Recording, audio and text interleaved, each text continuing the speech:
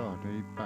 ขอเชิญรับฟังธรรมะยามแรงจากตุเจ้าวัดทุ่งตาตำบลงานอำเภอสิงห์สายจังหวัดเชียงใหม่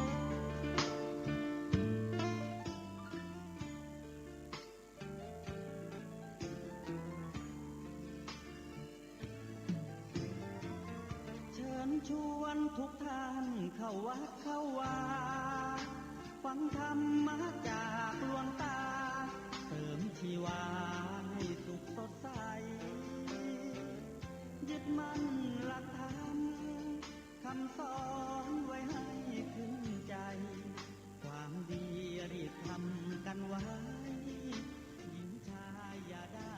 นายนี้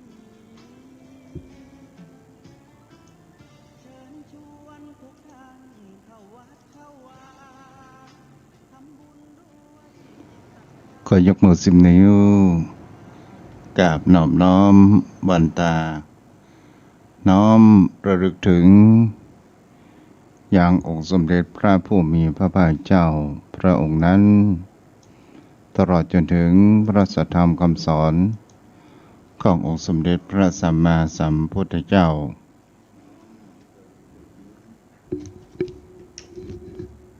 และ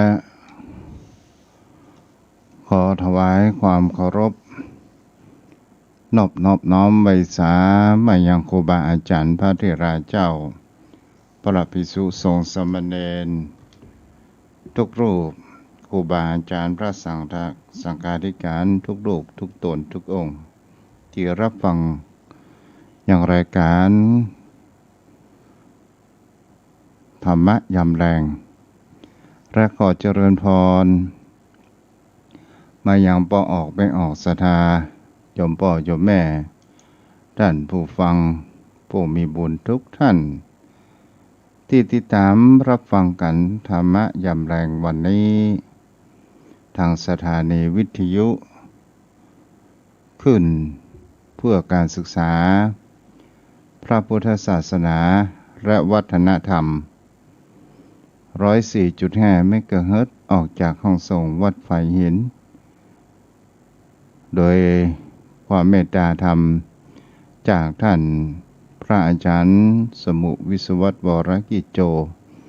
ผู้อำนวยการสถานีวิทยุผู้ปิดทองหลังพระเจ้าพ่อเจ้าแม่วันนี้มาตามเวลาวันนี้ไฟประดับแต่ก็มีฝนฝนตกก็เป็นเรื่องของธรรมชาติเป็นสิ่งที่คนเฮานั้นบ่สามารถที่จะบังคับบัญชาธรรมชาติบนโลกใบนี้ได้โยมพ่อโยมแม่วันนี้ก็เข้ามาสู่รายการวันนี้มีคติสอนใจคำคมเปิ้นมีบอกไว้ว่าจริงๆแล้วเราไม่สามารถที่จะลืมเรื่องร้ายๆในอดีตได้หรอกเอาใหม่กรรมเนาะ จริงๆแล้วเราไม่สามารถลืมเรื่องร้ายๆในอดีตได้หรอกแต่แค่เราเลือกที่จะคิดถึงมันหรือเปล่าก็เท่านั้นอันนี้ก็เป็นคติธรรมโยมพ่อโยมแม่นั้นได้พิจารณากันว่าบางท่านบางคนนั้นผ่านเรื่องร้ายๆในชีวิตที่มันเกิดขึ้นกับตนตัวของเฮาแต่เฮาบ่คิดถึงมันเฮาคิดปัจจุบันขณะก็ถือว่าเป็นสิ่งที่ดีเฮาเป็นผู้กำหนดเองโยมพ่อโยมแม่วันนี้ก็จะมามาจ๋าเกี่ยวกับความสงสัยเกี่ยวกับเรื่องต่างๆนานาเกิดขึ้นก่อนที่จะเข้าไปสู่รายการนั้น ก็มาอู้จากับจมป่อจมแม่ใครง่อมใครเหงาความขี้สงสัยของคนเฮานั้นก็มีความสงสัยของสัตว์เดรัจฉานนั้นมันก็มีจมป่อจมแม่ความสงสัยของคนเฮานั้นมันมีความมากมายในคำถามที่อยู่ในจิตในใจในสมองของคนเฮานั้นมีอยู่มากมีเรื่องเราอยู่ว่ามีเพื่อนอยู่2 คนชื่อแก้วกับชื่อคำชื่อแก้วชื่อคำนี้เป็นเพื่อนมิตรสหายที่รักกันตกมาอยู่วันหนึ่งสถาญาติโยมทั้งหลายฝนก็น้อยประมาณนี้จะตกนักก็มานักจะน้อยก็มาน้อยบังเอิญก็ไปทำการทำงานอะไรอย่างก็บ่ได้แล้วเพื่อน2 คนนี้ก็ได้มานั่งผู้สลายกันอู้แจกันบังเอิญไอ้แก้วนั้นเกิดความสงสัยเกิดขึ้นเพื่อนไอ้คำก็ตอบว่ามีหยังเนี่ยเขาถามกันมาถ้าป้นหลวงเนี่ยเปิ้นฮ้องว่าถ้าภาษาทางการเป็นผู้ใหญ่บ้านถ้าเป็นภาษาเมืองก็ฮ้องว่าป้นหลวงถัดจากป้นหลวงก็ไปเป็นคำว่าพ่อกำนัน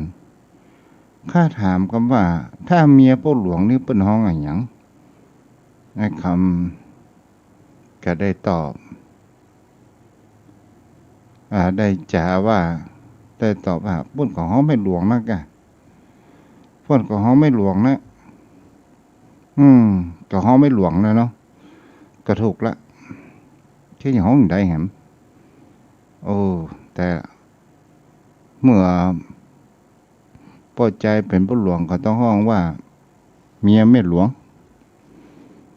บ่ได้นิทานแม่มกำก็ถามมาแล้ว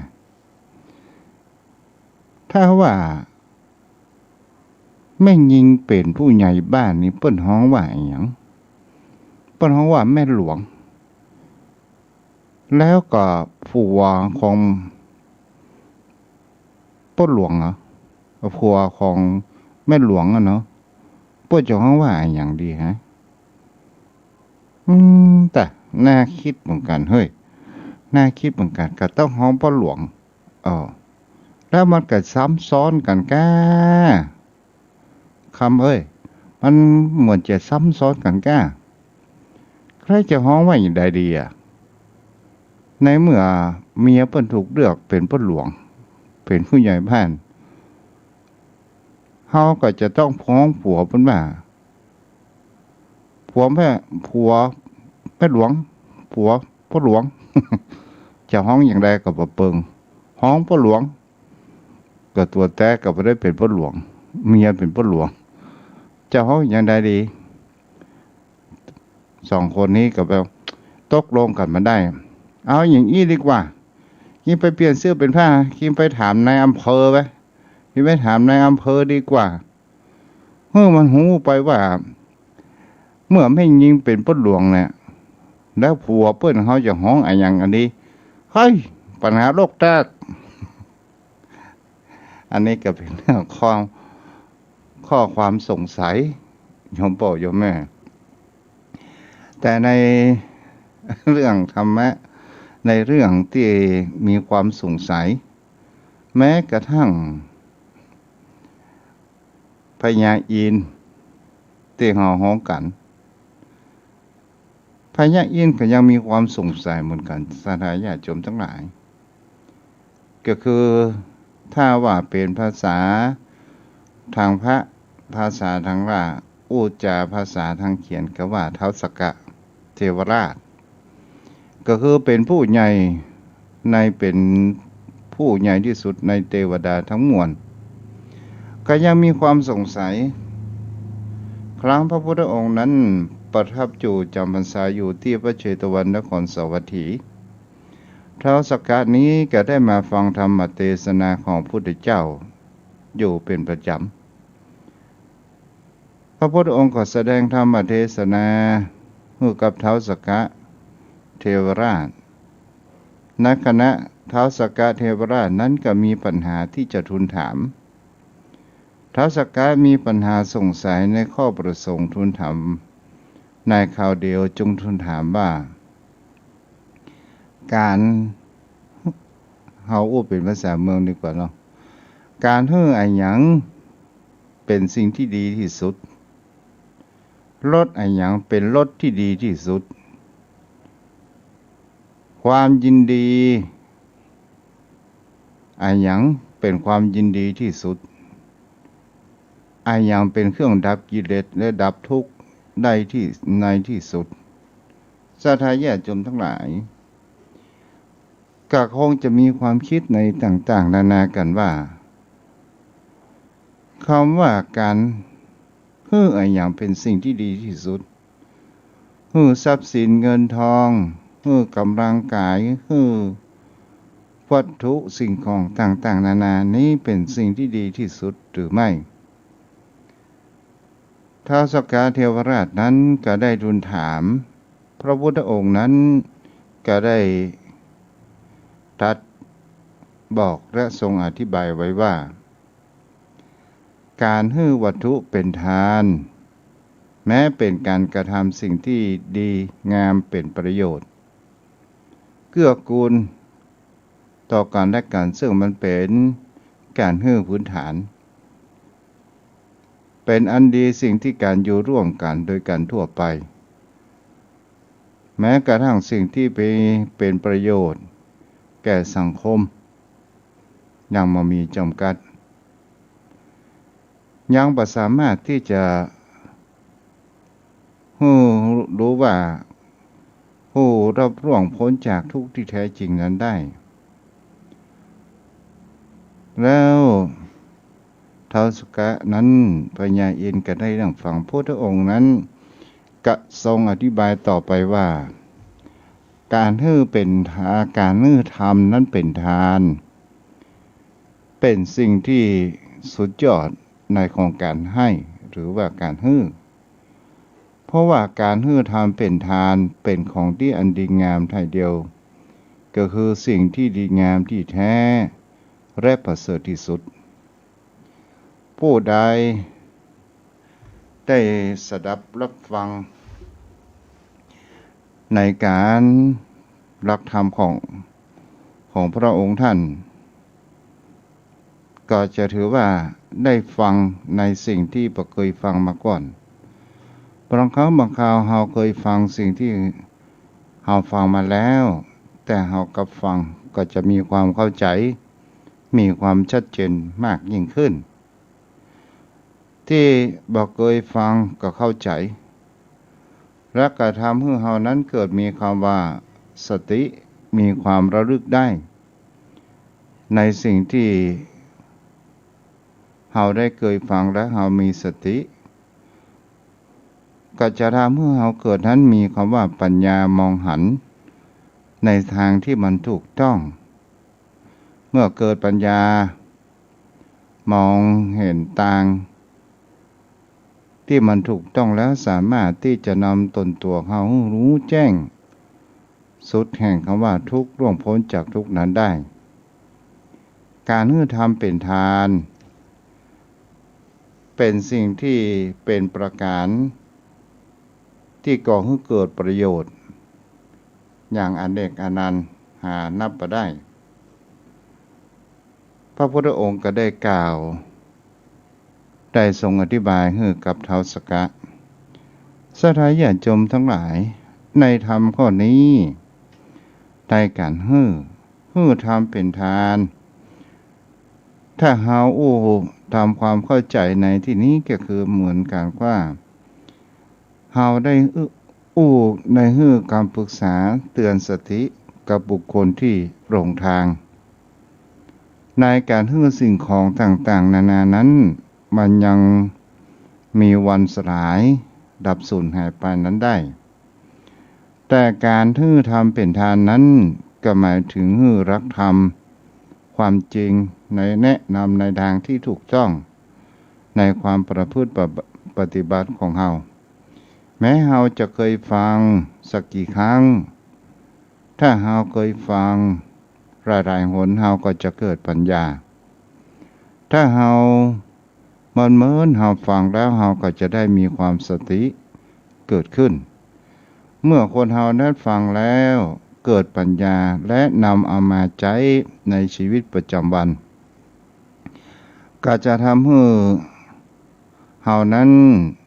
เกิดปัญญาและมีความแก้ไขปัญหาในชีวิตของตนตัวของเฮาตามที่เฮานั้นเป็นผู้มีความรู้และมีปัญญาใช้มาดำเนินชีวิตตลอดจนถึงเป็นที่ปรึกษาบุคคลที่ได้รับความทุกข์ให้พ้นจากแห่งความทุกข์ให้พ้นจากแห่งความหลงผิดต่างๆแต่เขาจะเลือกปฏิบัติหรือไม่หรือว่าจะกระทำหรือไม่นั้นเป็นเรื่องของเขานั่นเองแต่เฮานั้นได้ฮือทำเป็นทานบางท่านบางคนนั้นเฮาได้ฮือทำเป็นทานกระทำให้บุคคลนั้นกับหน้ามือเป็นหลังมือจากเป็นคนประเกเกเรไปต่างๆนานาและเป็นคนกลับมาเป็นคนที่ประพฤติดีและหันโทษในการที่หลงระเริงในอบายมุขกรรมคุณต่างๆนี่แหละสถานญาติโยมทั้งหลายก็จะทำให้นั้นมีความชื่นอกชื่นใจจะทำให้เฮานั้นถือว่าการฮือธรรมะเป็นทานเป็นสิ่งที่ดีมากบางท่านบางคนก็บอกว่าพิมพ์หนังสือแจกฮือเป็นทานเป็นคำแผ่เมตตาไปต่างๆนานานั้นก็เป็นสิ่งที่ทำได้ส่วนหนึ่งแต่ทำมากเกินไปถ้าเป็นสิ่งที่เราจะเห็นได้ว่าบางคราวคนไปเชื่อในสิ่งนอกเหนือพิมพ์ธรรมะเป็นทานเปิ้นบอกให้พิมพ์คำแผ่เมตตาพิมพ์คำสวดสัพพะสัพพันมากเกินไปสุดท้ายศรัทธาญาติโยมก็เอามาให้ตู้เจ้าก็ได้แจกไปบางท่านบางคนนั้นก็ถึงบ้านถึงจองก็เก็บจงเขาจอกเสียไม่ได้เอามาสาธยายนั้นมันก็บ่ก่อให้เกิดผลใดๆทั้งสิ้นแต่ถ้าว่าโยมพ่อโยมแม่ได้ฟังรักคำสอนของพระพุทธองค์จากกุรบุตรของพุทธองค์ก็คือพระสงฆ์องค์เจ้าที่มีกติธรรมมีธรรมเปลี่ยนแนวคิดและมาพิจารณาและเฮาได้อบรมสั่งสอนลูกหลานของเฮาได้แนะนำตลอดจนถึงบุคคลผู้มีปัญหาเรื่องความทุกข์ใจเฮาก็ได้ชี้แนวทางไปและเขาก็เกิดความคิดได้เพราะว่าคนเฮานั้นบางสิ่งบางอย่างบางคนก็คิดไม่ออกบางคนนั้นก็คิดออกในเรื่องปัญหาในชีวิตต่างๆนานาเกิดขึ้นนี่ก็คือรสแห่งพระธรรมนั่นเองรสแห่งพระธรรมในการฮื้อธรรมเป็นทาน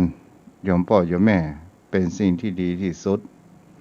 ต่อมาก็คือคำว่ารสละสารสทั้งหลายโยมพ่อโยมแม่เราจะหันได้ว่ารสมีรสอะไรอย่างพ่องบ่ใช่ว่ามีรถเบนซ์รถเก๋งรถจิ๊บรถอะไรอย่างนี้บ่ใช่รถในที่นี้ก็คือสิ่งที่มันปรุงแต่งรถแห่งธรรมโยมพ่อโยมแม่ก็เป็นสิ่งที่เราจะลองคิดพิจารณาดูว่ารถแห่งธรรมซึ่งมันเป็นนามธรรมแต่รถที่อยู่บนโลกใบนี้คือโลกแห่งการว่าคำว่าปรุงแต่งที่พระองค์นั้นได้อธิบายให้กับท้าวสักกะในข้อนี้ว่ารถทั้งหลายทั้งปวงในโลกธาตุอันมีคำว่ากรรมคุณรวมอยู่นั้นแม้อาจแห่งความอิ่มเอมมีความบันเทิงเริงโรมไปมั่งไปพ่องแต่ก็เป็นความสุขที่มีความชั่วเป็นชั่วคราวตั้งอันเป็นมายาที่ล่อลวงให้คนทั้งปวงนั้นรุ่มหลงและยึดติดนั่นเอง โยมพ่อโยมแม่คำว่ารสในที่นี้จะมีรสแห่งความกรรมคุณรสแห่งความกำหนัดที่เราเรียกว่าราคะนี่คือรสกรรมคุณรสกรรมคุณนั้นมีรูปเสียงกลิ่นรูปเสียงต่างๆนานารูปเสียงกลิ่นรสโผฏฐัพพะแห่งความสัมผัสที่มันก่อให้เกิดแห่งความสุขใจที่เรามีหันว่าคนบางคนนั้นก็มีความบันเทิงเริงรมย์ด้วยทรัพย์สินเงินทองต่างๆนานาเกิดขึ้นและบ่มีการพอใจในคู่ครองของตัวเองเป็นบ่าวเฒ่าเป็นคนเฒ่าหันสาวน้อยแล้วยิ้มย่องไปต่างๆนานานั่นก็คือเป็นสิ่งที่คนเฮานั้นก็จะหันกันได้ว่ามันเป็นภาพมายาที่มันล่อลวงให้คนทั้งปวงของเฮานั้นมีความยึดติดเกิดขึ้นมันเป็นเพียงแค่เปลือกนอกต้องอันที่มันฉาบสิ่งที่สวยงามไว้แต่บางครั้งบางคราวเนื้อในนั้นมันอาจจะมีเป็นพิษมีความแสบร้อนสลับกันไปมาจนคนที่รับรสในประการนี้ก็ก่อให้เกิดแห่งคำว่ากองเวียนแห่งความทุกข์เวียนอยู่อย่างนั้น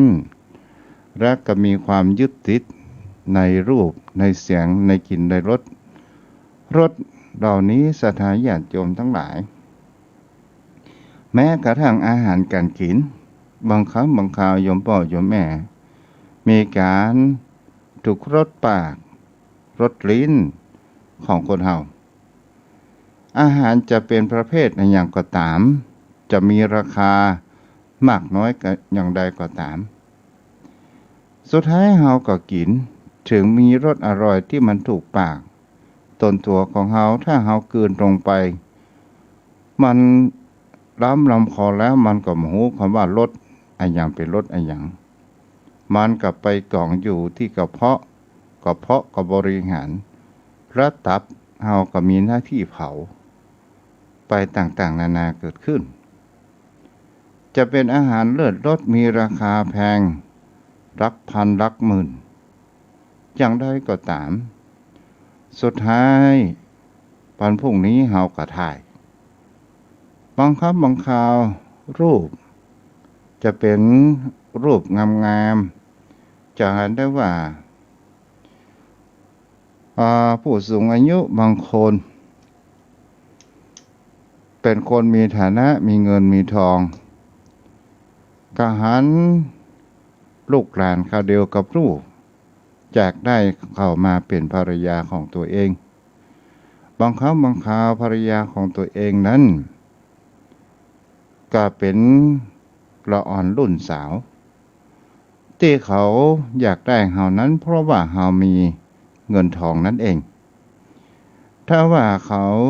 ได้เงินทองเสร็จเรียบร้อยถ้าเฮาบ่มีหยังให้เขาสุดท้ายเขาก็จะต้องตีจากเฮาไปมันก็ก่อให้เกิดหัวใจของคนเฒ่ามีความช้ำอกช้ำใจสุดท้ายก็คือเปิ้นฮ้องว่าโรครุมเร้ากัดกุ้มและก็จากโรคนี้ไปนั้นมันก็มีมากมันก็เหมือนกับของหวานที่ฉาบฉวยและมีเป็นพิษภายในนั่นเองนี่ก็คือรสแต่รสแห่งพระธรรมศรัทธาญาติโยมทั้งหลายผู้ใดนั้นได้รสแห่งพระธรรมจะหาได้ว่าจะมองหันความจริงคือการปล่อยวางจากความรุ่มหลงยึดติดนั่นเองสิ่งที่มันเป็นเหตุก่อให้เกิดแห่งความทุกข์อย่างที่แท้จริงเจ้าพ่อโยมแม่ก็เป็นสิ่งที่น่าคิดว่ารสแห่งพระธรรมนี้เป็นรสแห่งนามธรรมเป็นรสที่เฮานั้นมีความรู้สึกมีความเมื่อเฮามีรสแห่งพระธรรมแล้วมันก็ก่อให้เกิดแห่งความว่าเฮาจะหูแห่งสัจธรรมเฮาจะหูแห่งธรรมและมีปัญญา ที่เราจะเดินทางนั้นถูกต้องนั้นได้รสแห่งพระธรรมเป็นสิ่งที่ก่อให้เกิดแห่งความอิ่มอกอิ่มใจถึงมันจะมามีกลิ่นมามีรูปแต่มันกระทำให้เรานั้นมีความชื่นใจนิรัสทาญาติโยมทั้งหลายในรสแห่งพระธรรมเป็นสิ่งที่คนเฮานั้นจะหารกันได้พุทธองค์บอกไว้ว่ารสในบะเต้ากับรสแห่งพระธรรมเป็นรสที่ดีที่สุดต่อมานั้นก็คือความยินดีทั้งหลายได้แก่ความยินดีในรูปกลิ่นเสียงเหล่านี้หรือเป็นเปิ้นฮ้องว่าความยินดีอันหยังเป็นความยินดีที่สุดพระองค์นั้นก็ได้อธิบายต่อไปว่าความยินดีทั้งหลายได้แก่ความยินดีในรูปเสียงกลิ่นรสหรือในราบสรรเสริญสุขใดๆอันประกอบไปด้วยกามคุณเป็นความยินดีที่มันเกิดขึ้นตั้งอยู่เพียงแค่ชั่วคราวเท่านั้นพอแจ้มันเมินมันก็ต้องเสื่อมลงไปมันมีการที่จะดำรงอยู่ตลอดไปได้ก็เป็นสิ่งที่เห็นได้ว่ามันเป็นคู่ก็คือรูปรสกลิ่นเสียงที่ก่อให้เกิดแห่งความยินดีก่อให้เกิดมีรูปรสกลิ่นเสียงที่ก่อให้เกิดแห่งความรำคาญมีลาภสรรเสริญและสุขที่ก่อความยินดีจักมีเคราะห์นินทาและทุกข์แฝงอยู่ในความโศกปวดร้าวมันแฝงอยู่ในที่นี้ก็หมายถึงคำว่าความยินดีอันอย่างก็ตามโยมพ่อโยมแม่ความยินดีในรูปเสียงกลิ่นรสนั้นเป็นสิ่งที่คนเฮานั้นมันเป็นสิ่งที่มีเกิดมีความชั่วคราวตั้งอยู่มาเมินแต่สุดท้ายมันก็มีความเปลี่ยนแปลงไปเฮาอ้วง่ายๆหารได้ก็คือเกี่ยวกับรูปผิวพรรณหน้าตาของคนเฮานั้นเองเจ้าพ่อเจ้าแม่เฮาก็จะหารได้ว่าคนเฮานั้นไม่อยากจะยอมแก่ไม่อยากจะยอมใครมาตักว่าแก่ก็จะเกิดความโกรธแต่ถ้าใครมาตักว่าหนุ่มก็จะมีความชื่นอกชื่นใจไปต่างๆนานานั้นเกิดขึ้นนี่เป็นสิ่งที่คนเฮานั้นเป็นสิ่งที่คนเฮาจะหาได้ว่าจะเป็นรูปเป็นเสียงเป็นกลิ่นศรัทธาญาติโยมทั้งหลายบางครั้งบางคราวจะหาได้ว่าคนเฮาบางสิ่งบางอย่างก็เป็นสิ่งที่มันก่อให้เกิดแห่งความรำคาญสิ่งที่จะก่อให้เกิดแห่งความรำคาญมีคำว่าลาภสรรเสริญความสุขถ้าเราก่อให้เกิดความยินดีและมันจะมีคำว่าเคราะห์นินทาและมีคำว่าทุกข์และความโศกเศร้าปวดร้าวในหัวใจนั้นก่อให้เกิดนั้นขึ้นได้แต่ความยินดีในธรรมเป็นความยินดีในการที่มองเห็นความจริงว่าทุกสรรพสิ่งล้วนเป็นเพียงแค่ของชั่วคราวเท่านั้นที่เกิดขึ้นตั้งอยู่เสื่อมลงและกระดับไปถ้าหารู้สิ่งเหล่านี้นั้นจะหันในกิริยาอาการต่างๆที่เรามีความยินดีเราจะหันได้ว่ายินดีในธรรมเราจะมองเห็นความจริงว่าบนโลกใบนี้ล้วนแล้วแต่สรรพสิ่งสรรพชีวิตทั้งหลายเป็นเพียงแค่ของชั่วคราวเราจะหันได้ว่าเราเกิดขึ้นเมื่อเราเกิดขึ้นเราก็มีความตั้งอยู่ก็หมายถึงกับว่าเรายังเป็น พระมีกำลังอย่างอยู่ทำการทำงานอย่างนั้นได้แต่เมื่อมันถึงเวลาที่เสื่อมมันก็เสื่อมลงศรัทธาญาติโยมทั้งหลายและกระดูกกระเดี่ยวของเฮาก็เสื่อม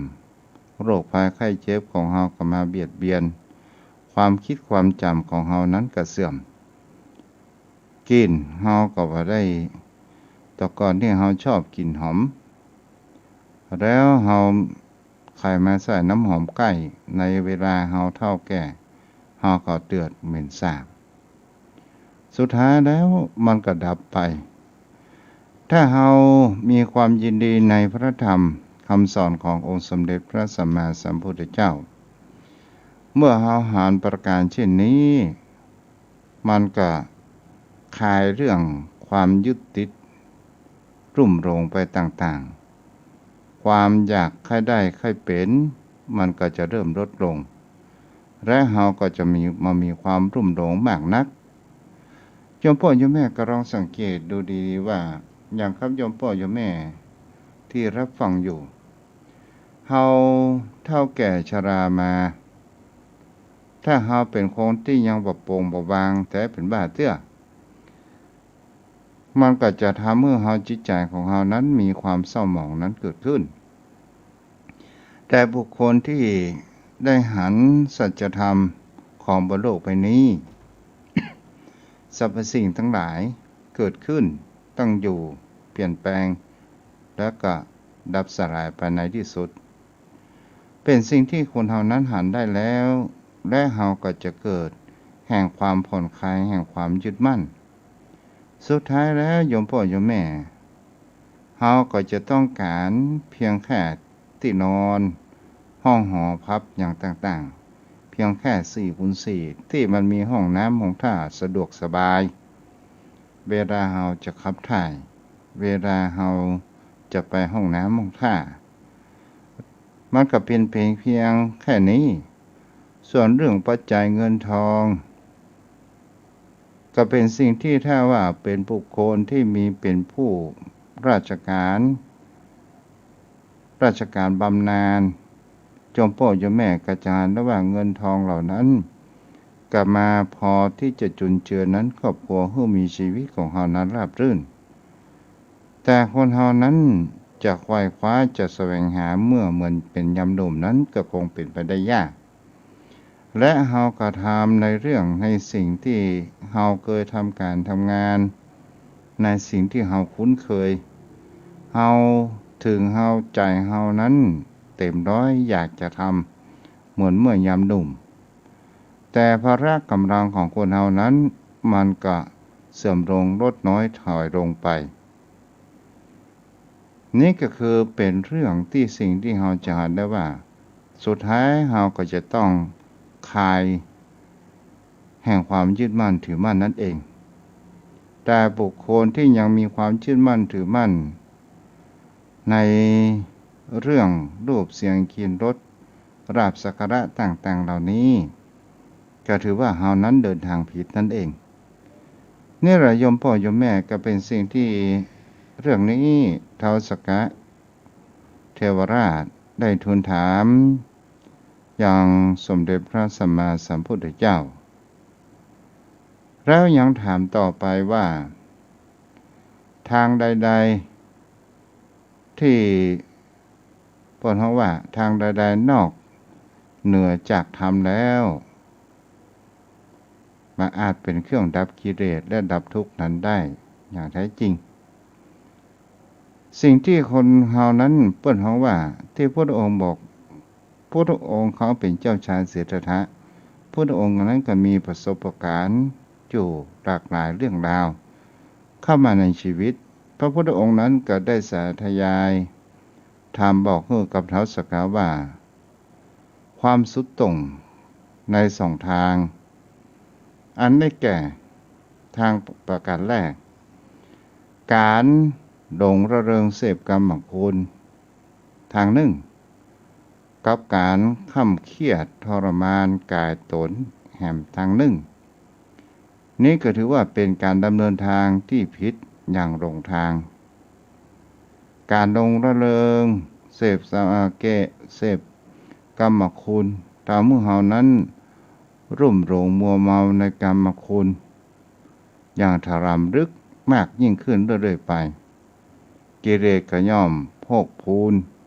ขึ้นไปโดยการที่เอาจะเป็นที่มาเข้าใจเขาว่ากรรมคุณในที่นี้คือความเสพต่างๆความรุ่มหลงมัวเมาจะเป็นยศถาบรรดาศักดิ์อาหารการกิน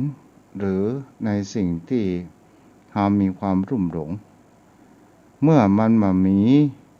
เราก็จะมีการแสวงหาสิ่งเหล่านี้เกิดขึ้นและกระทำเมื่อเรานั้นมีความถลำลึกลงไปและมีความโหยหาในกรรมคุณนั้นอยู่ตลอดมันบ่อิ่มพระองค์อุปมาไว้ว่าทะเลบ่อิ่มน้ำฉันใดจิตใจผู้คนเฮานั้นบ่อิ่มตัณหาฉันนั้นเช่นเดียวกันเมื่อเฮาได้หาทางออกได้รับรสแห่งพระธรรมคำสอนก็คือว่าเฮานั้นได้ดำเนินทางชีวิตของเฮานั้นถูกต้องทางออกเป็นสิ่งที่คนเฮานั้นจะหากันได้ตลอดจนถึงสิ่งที่เฮาเข้าใจไปแหมว่าจะทำเปิ้นเฮาว่าทางที่มันหลงทางในทางการเสพกรรมคุณนั้นมันจะทำให้เฮานั้นมีความข้ำเครียดทรมานกายตนให้เฮานั้นเป็นทางที่สุดตรงและก็จะทำให้เฮานั้นมีความโง่เขลาหลงผิดตลอดจนถึงกิเลสแห่งตัวหนึ่งนั่นก็คือคำว่าโมหะความหลงผิดยึดติดในตัวตนของตนว่าเหนือกว่าผู้อื่นก็ยิ่งพอกพูนให้สักนำให้มีความผิดขึ้นเรื่อยไปเจ้าพ่อเจ้าแม่ในที่นี้ก็เป็นสิ่งที่คนเฮานั้นจะหากันได้ว่าโมหะก็คือความหลงเป็นตัวร้ายกาจมากที่สุดในตัวกิเลสต่างๆโมหะนี้เป็นตัวก่อให้เกิดแห่งความวุ่นวายทั้งโทสะและโลภะกิเลสสามตัวนี้ตัวที่น่ากลัวที่สุดก็คือโมหะนั่นเองถ้าคนเรามีความหลงผิดในยึดตัวตนว่าตัวเองนั้นเป็นคนฉลาดกว่าเป็นคนมียศถาบรรดาศักดิ์สูงกว่าและมีความยึดติดและก็บางครั้งบางคราวก็จะทำยิ่งพอกพูนให้จิตใจของเขานั้นมากหนาไปด้วยกิเลสบ่สามารถที่จะมองหันทางที่จะเดินทางในชีวิตของคนเหล่านั้นได้ทางที่พระพุทธองค์นั้นแนะนำก็คือทางที่อันเป็นสายกลางอันเป็นการหันและหูและปฏิบัติในทางที่ถูกต้องสมควรเมื่อดำเนินทางในทางธรรมแล้วก็สามารถที่จะทำให้เรานั้นดับกิเลสและดับทุกข์ในที่สุดธรรมเครื่องพระองค์ได้ตรัสกล่าวธรรมเป็นเครื่องดับกิเลสและดับทุกข์ในที่สุดนั่นเองโยมพ่อโยมแม่อันนี้ก็คือเป็นสิ่งที่องค์สมเด็จพระสัมมาสัมพุทธเจ้าได้ตรัสให้กับท้าวสักกะทรงอธิบายให้ท้าวสักกะเทวราชนั้นได้มีความเข้าใจในการทูลถามในเรื่องคำตอบจากคำเดียวก็คือคำว่าธรรมการฮืดหยังบ่เต้าการฮืดธรรมะเป็นทานรสอันหยังบ่เต้ากับรสพระธรรมแล้วความยินดีทั้งหลายบ่เต้ากับความยินดีในพระธรรมถ้าบุคคลผู้ใดก็ตาม ได้เป็นอยู่ในรักธรรมเหล่านี้ก็จะทำให้ชีวิตจิตใจของเรานั้นมีความสุขสบายจำพ่อจำแม่บางครั้งบางคราวเราก็ลองมาสังเกตและเราก็ลองทำดูว่าบางครั้งบางคราวเรื่องที่คนเราไม่ยอมบางครั้งบางคราวก็เป็นสิ่งที่คนเรานั้นไม่ยอมซึ่งกันและกันฝ่ายใดฝ่ายหนึ่งมันก็เกิดแห่งความร้าวฉานเกิดแห่งความแตกแยกการเกิดขึ้นถ้าบุคคลเรานั้นมีความยอมฝ่ายใดฝ่ายหนึ่งก็จะทำให้เรื่องร้ายๆนั้นบ่เกิดขึ้นนี่ก็เป็นสิ่งที่คนเรานั้นจะหันได้ว่าบางครั้งบางคราวคนเราจะเอาใจตัวเองนั้นว่าเป็นเรื่องที่ถูกต้องแต่คนอื่นที่เสนอมานั้นผิดไปเสียหมดถ้าเป็นประการเช่นนี้ก็คือหมายถึงก็ว่าเป็นคนที่มีอัตตาเป็นคนที่เดินทางหลงผิดและเป็นคนที่มหันต์แสงสว่างนั่นเองวันนี้ก็ได้อู้จ๋ากับโยมพ่อโยมแม่นั้นพอสมควรสุดท้ายก็ทิ้งท้ายเรื่องความสงสัยความเข้าใจผิดมีครั้งหนึ่งศรัทธาญาติโยมทั้งหลายก็มีเพื่อนฝูงเนี่ยแก้วคำเนี่ยเนาะง่ายดีบังเอิญแก้วนั้นได้รับโทรศัพท์ตู้รุงก็ถามแก้วได้รับสายฮัลโหลเจริญพรโยมแก้วกาครับเมื่อละคำมีหั่นก่อแก้วก็บอกว่ามีนี่ละมีแกมีนี่อ่ะและทีนี้คำนั้นก็ไม่ยอมศรัทธาญาติโยมทั้งหลายประเดี๋ยวแก้วคิดว่าให้เป็นหนี้ที่ไหนให้เป็นหนี้ไผให้บัดได้เป็นหนี้ไผเด้อวกเวกโวยวายไปต่างๆนานาก็เนี่ยทุกลุงโทรมาเนี่ยว่ามีหนี้อ่ะยังมีหนี้ก็บ่ได้เป็นหนี้ไผนะกับประเทศนี้ว่าคีมีหนี้เข้าใจก็ตกลงว่าคีมีหนี้ก็บ่ได้เป็นหนี้ไผอ่ะยิ่งเข้าใจก็ว่าอยู่ตรงนี้อยู่ตรงนี้คิงก็บอกเข้าใจดูวันนี้ก็ไว้เพียงแต่เนาะอาทิตย์หน้าก็มาจากันใหม่วันนี้อนุโมทนากับโยมพ่อโยมแม่ที่ติดตามรับฟังทาง Facebook ก็คือพ่อนันท์คำพลดวงดีแม่ทองคำที่วงคำเป็นกำลังอกกำลังใจเนาะแล้วก็มี2 ท่านโยมพ่อโยมแม่ตอนนี้จะเป็นช่วงหน้าใหม่เดี๋ยวก่อนเด้อตัวเจ้าจะเปิดโทรศัพท์กัน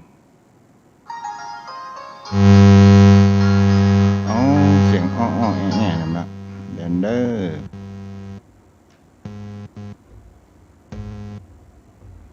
โทรเข้ามาได้เนาะ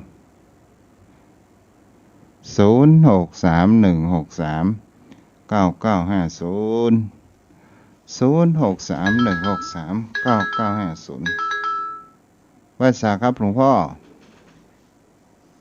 อกิจเนาะหลวงพ่อ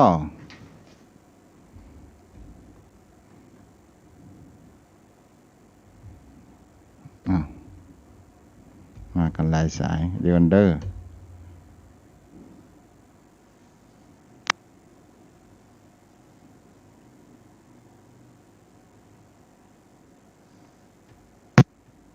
พ่อฮัลโหล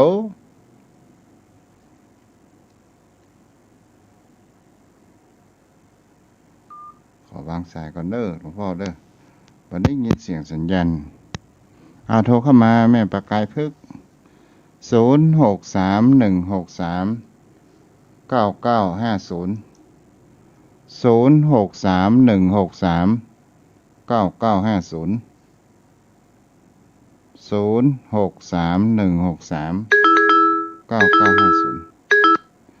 เจริญพร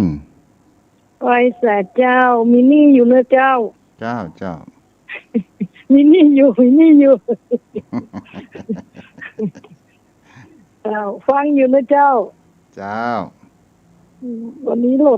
นออกกระฝนจะบกโต๊ะกับเจ้า อะ วันนี้ฝนมาตกแต่หล่นออกกับดอก มันจะตกกับมาตกจะอ้อย เจ้า จะอ้อยกับ อ้ มา อย อ้อ มั ย น เนาะ น้อยๆอ่ะเจ้า จ้าจ้า เจ้าให้กำลังใจนะเจ้า จ้าบุรักษาได้อ้าวโทรเข้ามาได้จอมพ่อ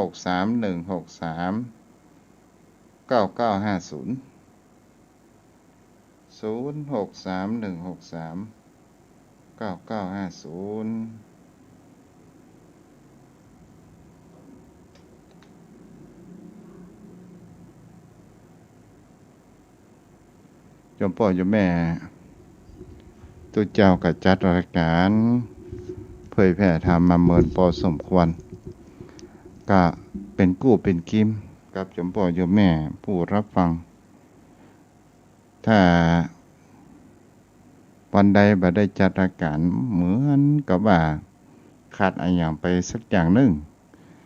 แล้วโยมพ่อโยมแม่ที่อยู่ตามบ้านก็โทรเข้ามาได้เด้อ0631639950เจริญพรแม่จ้าปอจ้าปิดวิวหน่อยเด้อ ไหว้สาเจ้า เจ้าไว้ฉาแม่ฟังโทรศัพท์จะไปฟังทางวิทยุแม่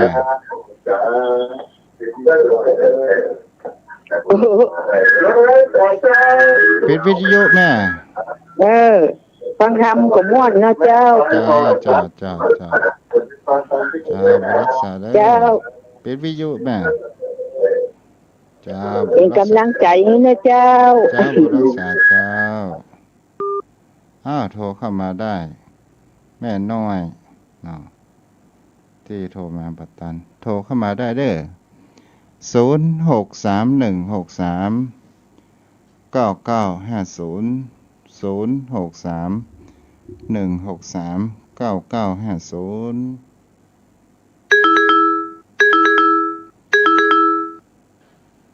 จริญพรแม่บัวบุญ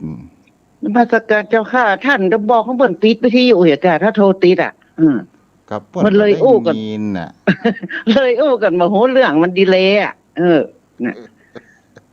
ต้องให้บัก เนี่ย เคยโทรจ้ะ วันนั้นแม่ไข้หัวตู้ว่าซิกออกมาได้ตำแหน่งเนี่ยเป็นนานแม่ไข้หัวว่าเมื่อคืน ตำแหน่งเนี่ยตำแหน่งนานนะร้อยตลกแน่ซื่อรุ่นนี้ แม่ไข้หัวอยู่คนเดียวไม่ไข้หัวตู้นี่ก็ได้ตลกเลยรุ่นแถมท้ายว่าโอ้ปนานยัน ฝนตกมาเรื่อยๆเนาะดีแล้วแม่ จ้าไม่ให้กำลังใจเนอะฟังอยู่กำลังจะเลิกงานบ่เดียวนี่ แม่มินี่ก่อนแม่มินี่ก่อน มินี่กะอยู่เนี่ยเหรอกำเดียวจะออกไปนอก ยังป้าหลวงว่าผมมาเป็นป้าหลวงละเมื่อได้ไปผมไปนี่หรอกป้าหลวงมินี่ก็ไอ้หลวงนั่นแหละก็อยู่เอาบอกเปิดปีดวิทยุเนอะกับนี้นะเพิ่นให้รับฟังแล้วเนาะ จ้า เพิ่นให้เคยโทรมาจ้าบุรักษาโทรเข้ามาได้เวลาเรือแฮมสัก5 นาทีเนาะ0631639950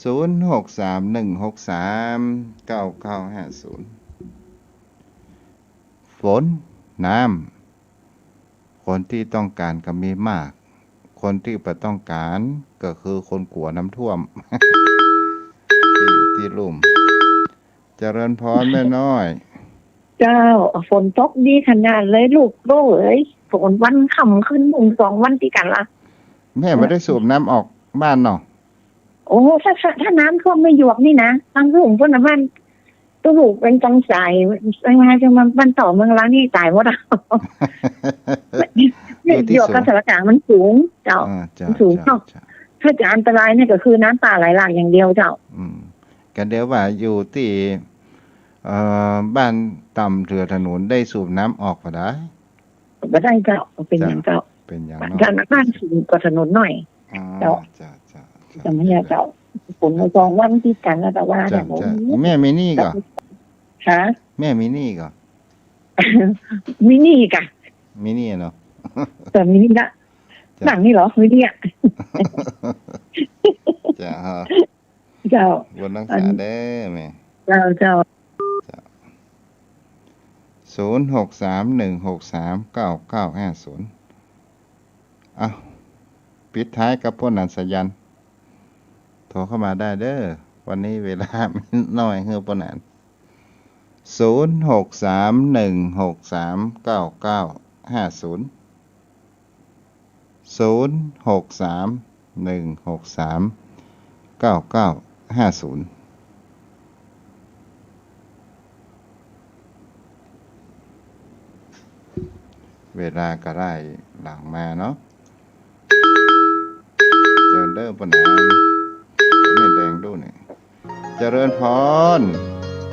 ไหว้สาเจ้า เจ้า ท่าน แม่ อาจารย์ เจ้า เจ้า ว่าจะได้ ฟัง มา อยู่ วันนี้ เลย โอ้ดีกะเจ้า วันนี้ฝนมาตก เช่นกัน เจ้า จ้ะ เจ้า เจ้า วันนี้บอกไปขายควรไหนน้อ โอ้ช่วงนี้บอกให้ไปละอ่อนเดือดร้อนนะ เจ้า ทำฝนตัวเองหรอ ดีละอยู่บ้านอยู่จอง เจ้าเฮามันเท่าเรียนเนาะ โอ้เจ้าเรียกว่าหมูคิงเธออีไหน กะ95นี่หูผ่องเนี่ย เจ้า เจ้ารักษาสุขภาพตัวเนอ เจ้า แม่เช่นเดียวกันเนาะ เจ้าไหว้สาเจ้า รักษาจ้ะพวกนั้นโทรมาได้เนาะ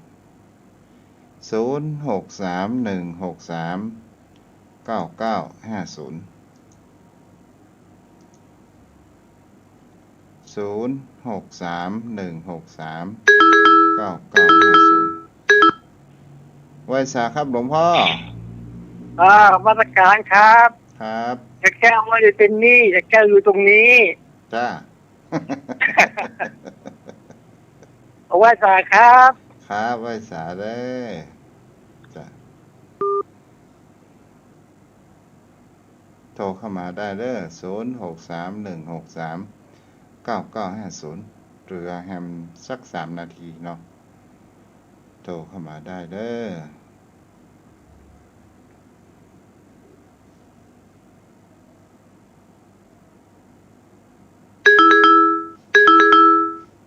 เจริญพรพ่อนานท้ายสุด ครับ สุดท้าย ขอกราบแทบใจไว้สาในบารมีธรรมท่านพระคุณเจ้าด้วยความเคารพนะครับ เจ้า มันเป็นฤดูกาลมันเนาะท่านเจ้าเนาะหน้าฟ้าหน้าฝนก็ว่าไปตามฤดูเพิ่นนะครับ จ้าอันนี้ เอามันอยู่ใต้ มันต้องฝนมันก่อน อ๋อแม่นนะครับ เดือน12น้ำนองกูแม่ คนเฒ่าแตะก่อนว่าอันหรอกครับ อ๋อเดือน12 ครับ น้ำหนองกูแม่ ครับน้ำในแม่เนี่ยก็เต็มหมดครับ ท่านเจ้ามันเป็นธรรมชาติของมันครับจะมาเถอะ อืม มันก็มีประโยชน์กับเฮาอยู่ท่านเจ้าเฮ้ย จ้ะ เฮาก็นึกถึงว่าอันมันก็ยังมีประโยชน์อยู่ถ้ามันบ่ตกนะท่านเจ้าเนาะ โลกนี้ขาดน้ำมาได้เนาะ ครับมันน่ะกะอันขอให้มีน้ำไว้กินไว้ใจเด้อมันจึงอยู่ได้ท่านพระคุณเจ้า พอต้นไม้ต้นตอกก็งามจุ่มดีครับ คนเฮาก็ได้น้ำอกน้ำใจเนี่ย จุ่มใจเนาะ ได้นะโอ้เป็นกำลังใจตุ้นมาบรอท่านเจ้าเอ๋ยมาอันยังก็ถึงบัดเต้าบัดเต้ากำลังใจนะท่านเจ้าเด้อ เจ้าแม่น โอ้กำลังใจนี่สุดยอดเลย มันถ้าได้กำลังใจบอกว่าเจ็บป่วยเมื่อยไข้เจ็บเป็นเย็นอุ่น โอ้ถ้ามีกำลังอกกำลังใจมันจื่นมาบรอท่านพระคุณเจ้า แม่นน่ะน้ำอก ครับ น้ำใจเนี่ยมันเป็นสิ่งที่ทำให้คนเฮานั้น ถึงมันเป็นน้ำนำมาทำแต่มันก็ทำให้เฮานั้นบ่ลืมกันเนาะ ครับน้ำไหนๆก็ไม่สู้น้ำใจ น้ำในหนองในคลองก็เป็นรองน้ำใจนะท่านเจ้าเนาะ ถูกต้อง แต่สิ่งใดก็จ้างเหมือนที่ท่านเจ้าอธิบาย เทศนาปรารภน่ะจึงสู้ธรรมะคำสอนขององค์สมเด็จพระสัมมาสัมพุทธเจ้าบ่ได้ครับก็จึงว่ามันเป็นหนึ่งบ่มีสองแต่ท่านเจ้า ถูกต้องเนาะ มันอยู่ได้ถึง 2,500 กว่าปีท่านพระคุณเจ้า ถ้าเปิ้นบ่ได้เสด็จดับขันธ์ปรินิพพานน่ะเปิ้นยังจะมันคำสอนมันจะได้นักเหลือ 84,000 พระธรรมขันธ์กันนะท่านเจ้า ขนาดว่าเปิ้น แต่รักธรรมคำสอนของพระองค์นั้นใจทุกยุคทุกสมัยได้ และก็สามารถบุคคลผู้ใดที่ประพฤติปฏิบัตินำเอาไปใช้พิจารณาก็ก่อให้เกิดแห่งคำว่า จะหูรสแห่งพระธรรม จะรู้แห่งทางที่อันถูกต้องนะครับ จ้ะ ครับ ท่านเจ้าผมมานึกว่า โอ้ มันเป็นของวิเศษเป็นของเลิศแต่มันมีทั้งทางฝ่ายโลกิยะและโลกุตละจะทำให้เฮาอยู่ดีมีสุขเจริญรุ่งเรืองร่ำรวยโดยโลกกระทำก็ได้ทางฝ่ายอิทธารมมีสุขมีสรรเสริญมียศอย่างนี้ก็ได้จะทำให้เฮาหลุดพ้นโดยวิปัสสนาสมาธิก็ได้จะไปตั้งโลกุตละก็ได้จะไปตั้งโลกิยะก็ได้ทำให้คนตุได้เป็นคนรวยก็ได้โดยธรรมกถประโยชน์ในโลกนี้เนาะท่านเจ้าเนาะ เจ้าเวลาหมดพอดีพ่อนะ โอ้ไวสาครับแต่ใต้ไวสาท่านเจ้าเนอะไวสาบารมีธรรมท่านเจ้าครับกับ